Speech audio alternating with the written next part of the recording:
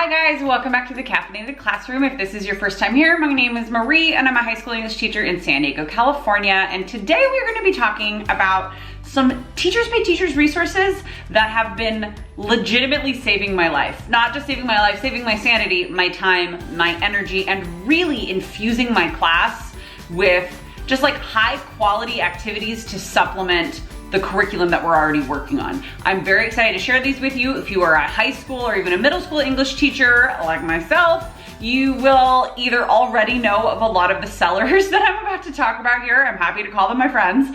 But these are truly resources that I use regularly in my classroom, and I'm excited to share them with you to see if they will help you as much as they have helped me. And before we get started, I want to tell you really quickly about a free training that I have for you. It is called How to Stop Teacher Burnout and Love Teaching English Again.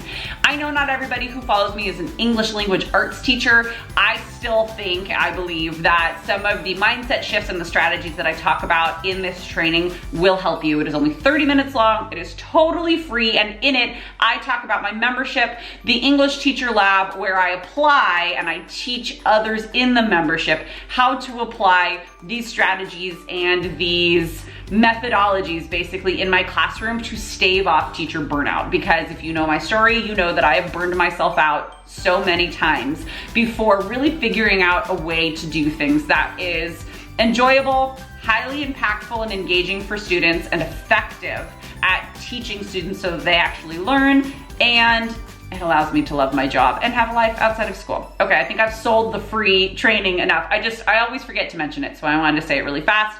It is linked in the description box down below. It is, if you just go to thecaffeinatedclassroom.com/training, you can take a little look-see. Now, let's get started.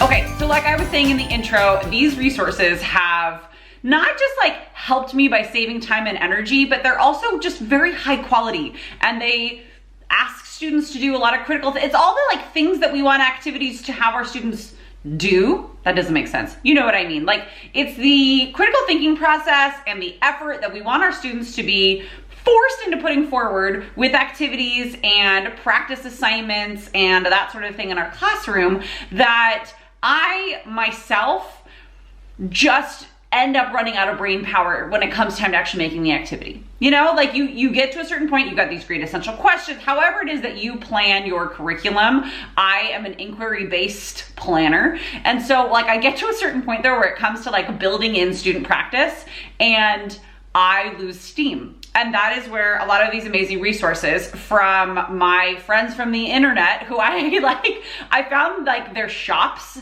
and their social media presences first, and then actually ended up talking to all of these women, and it's pretty awesome what the internet can do, especially for teachers. So here are 5 different products that I use from 4 different shops. The first one is the Literary Lenses Workbook from Dr. Jenna Copper. Her TPT handle is .copteaching. I have a few different resources within her Literary Lenses realm.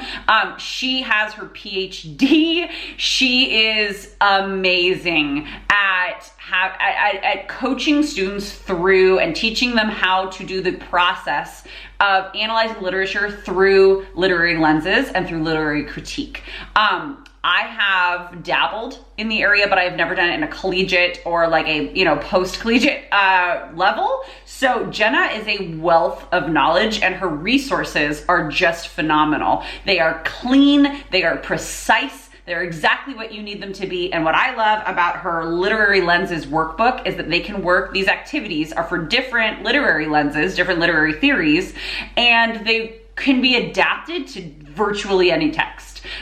It says on the listing, I think that it's for any novel, but like I use them with short stories. I've looked at a little bit of nonfiction, just kind of like play around with a few different lenses, and they are absolutely phenomenal, these activities. And when you put it all together as a workbook, the workbook is even better because then there's continuity throughout. Like if you're doing a novel, a longer work, you've got this great continuity with similar types of approaches to like literary criticism, but obviously through different lenses. I should say right now, I meant to say before, that all of the products and all of the TPT stores that I am talking about will be in the blog post for this video that is linked in the description box down below. So make sure you go check that out. The next two are from my friend Emily's store. It's Read It, Write It, Learn It. And also, if you're not following all of these sellers on Instagram, you should do so. They're phenomenal and they're posting really valuable content every single day. This happens to be their TPT stuff that they are selling, which is well worth the time and energy and money, which is very little time and energy and very little money to get these things from TPT. I have two things from Emily. Well, I have a bunch of things from Emily, but two that are my absolute favorites. She has a year-long Google Slides bell ringer bundle that you can get. That is, I use it every week. I used to use it every day in my classroom when we were in person, but now that we are virtual, I've been fully virtual since last March. It is February 2021 as I am recording this. I use her bell ringer slides every week. I'll use a couple of the different slides just because I have to like change up the bell ringers on my students to make sure that they're going to be engaged. But these are so well packaged. She's got her bell ringer slides. It's like this, it looks like a packet, but it's digital, if that makes any sense. There's like, she's like built in tabs across the top of different types of bell ringers having to do with your different types of skills that we're talking about standards wise. So she's got reading information, reading literature, writing, narrative writing, I think is another one of them. I'm like losing my mind right now. They're just phenomenal. And she's got like teacher keys. She's got different sheets and charts and tables that you can use for tracking student progress.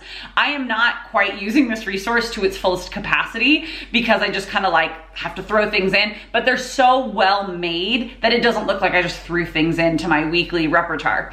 The more that I use this resource, the more that I realize how interwoven and how carefully planned every piece of it is. So you can use it all together or you can use it as one-offs. Like it still works. It's phenomenal and it sparks really good conversations. These are things that my students can get done in like 5 minutes, bell ringer, beginning of class, and then we're ready to rock and roll. Another of Emily's products from Read It, Write It, Learn It is her Articles of the Week templates. She has these amazing templates with different prompts for an article of the week that all come with a rubric attached. You guys, getting something with a usable, not just a rubric attached, but a usable rubric it just goes beyond words. It's so great. It's just so great. When you've got like a really good and rich way to assess students that you can also adapt, like you can edit the rubric, it's just great. Another set, which is not in like, these two that the three, my gosh, I can't talk. I've not had enough coffee yet. The three products that I just mentioned are generic. You can adapt them and use within different contexts with different content and materials and topics and all of that. One of the next one I'm going to talk about is not, it's very specific and on point. It is a pre-reading set of activities from Room 213 TPT for Night by Ellie Wiesel. We do Night at the sophomore level and I'm teaching only sophomores right now at my school, and I think actually my whole district. Night is our sophomore reading, which I think is pretty common. And one of the things that, I mean, I've taught Night every year I've taught. So I've taught it for 14 years, multiple times a year. It's like a lot of Holocaust. But it's a beautiful memoir. It is rich. There are so many amazing things, and that's why we continue to teach Night, and because it's a story that needs to be told. It's also very easy to become a social science teacher when you're an English language arts teacher teaching Night, because there's so much context, there's so much historical and social and political context surrounding the situation and the story that I have fallen into the trap of just front loading for like a week, and then all of a sudden realizing like, wait a minute, these kids are also in world history. Why am I teaching them history? And they're getting double. I'm sure that this is probably resonating with some of you. And so then I have a hard time backing up and figuring out, well, what do I actually need? Like, what do I need to, basically practicing what I preach, which is like, you only need what they need. Like you only need to teach them what they need to learn and then go from there, right? I cannot follow my own advice when it comes to teaching Night because I get so engrossed in the story. There's so much history to it. I have a connection to that story and to the time period and to the Holocaust. It's just, I find it fascinating and I'm very connected to it. So getting to the actual point of this moment. This night pre-reading activities is exactly what I needed. It's just enough for students to understand what they need to understand, and then for me to be able to assess what they don't quite get and then fill in the holes, and also to set the stage for the types of thinking that we're gonna be doing, the types of questions we're gonna be exploring when it comes to looking at a Holocaust memoir. That one's fantastic. The last resource that I'm gonna tell you about is actually my favorite right now because it is so perfect for virtual learning. It is from Stacy Lloyd on Teachers Pay Teachers, and her handle is just her name, Stacy Lloyd, and they're these ELA graphic organizers for literature, for nonfiction, for writing. These graphic organizers, it's a whole bundle of graphic organizers. Like I said, it is linked in the blog post, which is linked down below. Is so fantastic because within each type of activity, so let's say I'm looking at graphic organizers for analyze and characterization, right? So it's for like literary analysis. There are so many, there are like a few different slides, and each of those slides have different layers of the analysis. So I like right now, we're just starting Fahrenheit 451 in my classes. We will take pieces of this character analysis graphic organizer slide deck, and I'll sprinkle them out throughout the first couple of weeks as we're getting into, well, first week as we're getting into part 1, and we're getting to know Montag and all of the other characters.